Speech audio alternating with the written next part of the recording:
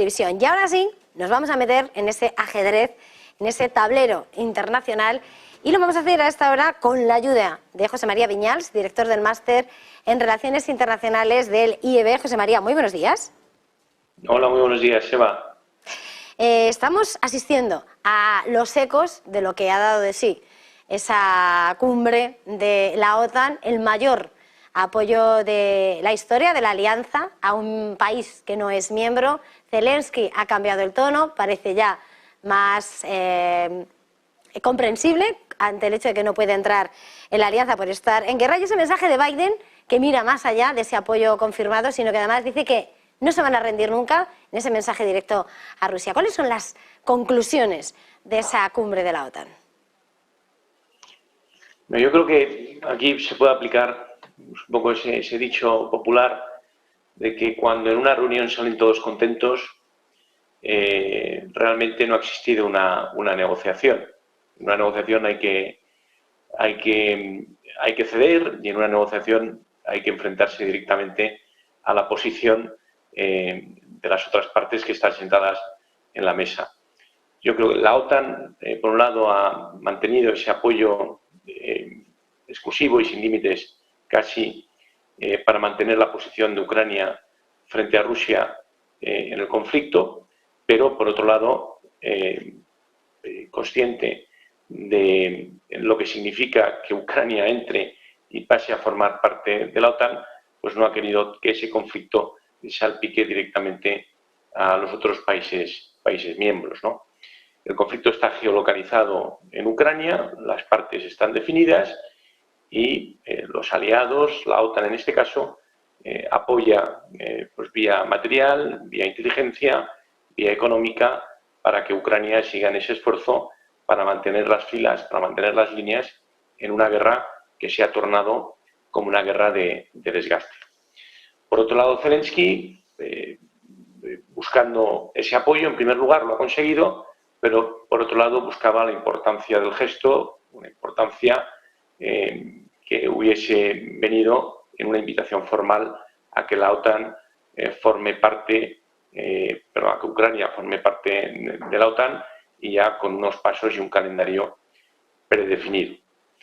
Desde luego que Rusia, China y otras potencias internacionales estaban mirando cada una de las palabras y las declaraciones de los países aliados de la OTAN, y desde luego, pues si ya hemos visto las manifestaciones de algunos de los líderes rusos con esa declaración y con ese apoyo incondicional por parte de Estados Unidos y por parte de Stoltenberg, pues imaginémonos cuáles hubieran sido las consecuencias si hubiese habido una invitación formal o incluso una aceptación de que Ucrania pase a formar parte de la OTAN. Y luego tenemos, por otro lado, la posición de Turquía. Turquía puede que sea el tapado en estas reuniones porque, por un lado, ha sido quien ha levantado el veto primero a la incorporación de Finlandia y posteriormente a la incorporación de Suecia, cuando al principio tenía una oposición frontal. ¿Qué ha obtenido Turquía a cambio de este cambio de posición? ¿Qué papel juega Turquía en un posible acercamiento a Rusia y en un posible alto el fuego, o incluso en una posible apertura de negociaciones de paz? Bueno, ahí está también otra de las grandes incógnitas que nos deja esta cumbre de la OTAN. Y finalmente, una vez más, la importancia de lo que está pasando en Asia-Pacífico. Representantes de Japón, de Corea, de Australia, de Nueva Zelanda han participado también como países invitados en esta cumbre de la OTAN. Ya lo hicieron hace un año en la cumbre de Madrid, y esto nos lleva también a pensar que la OTAN está considerando muy seriamente y siguiendo de forma muy exhaustiva lo que está pasando en esa parte del mundo. Y quizás no sea coincidencia esas declaraciones de China dirigidas a Estados Unidos en relación con que pare de forma inmediata de imponer sanciones, o que cese las sanciones y restricciones comerciales a determinadas empresas chinas.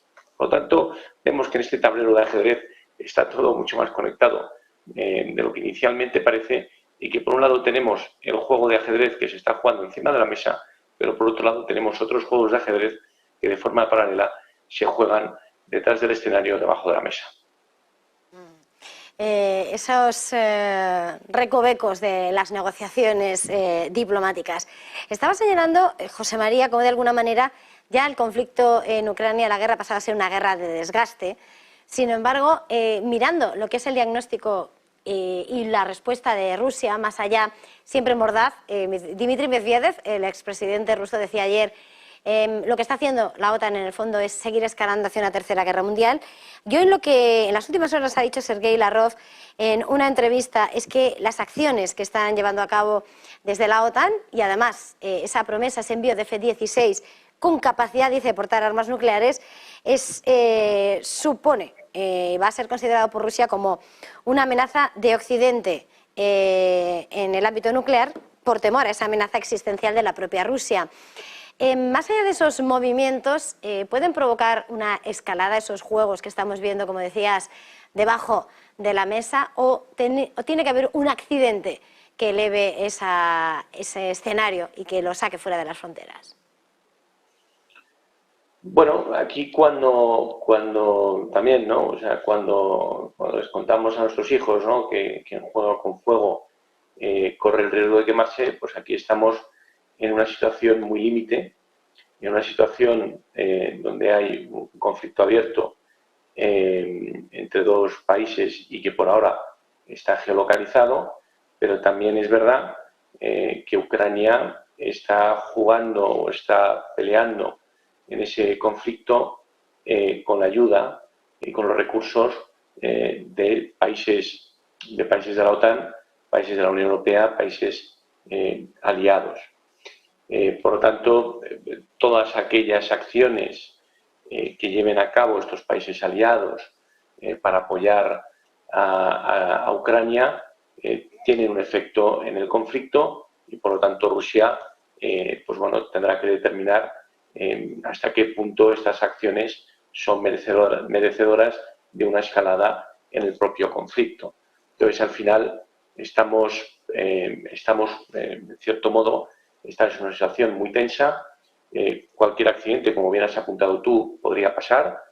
Todos los días están interceptándose cazas por uno u otro lado en el cielo, en el espacio aéreo de algunos países de la OTAN. Estamos viendo también movimientos importantes, incluso maniobras militares con países no alineados. Por lo tanto, pues bueno, estamos en una situación casi como la Guerra Fría, ¿no?, donde donde cualquier día puede haber un accidente que lleve y desencadene una escalada mucho mayor del conflicto. Yo creo que a nadie le interesa una tercera guerra mundial.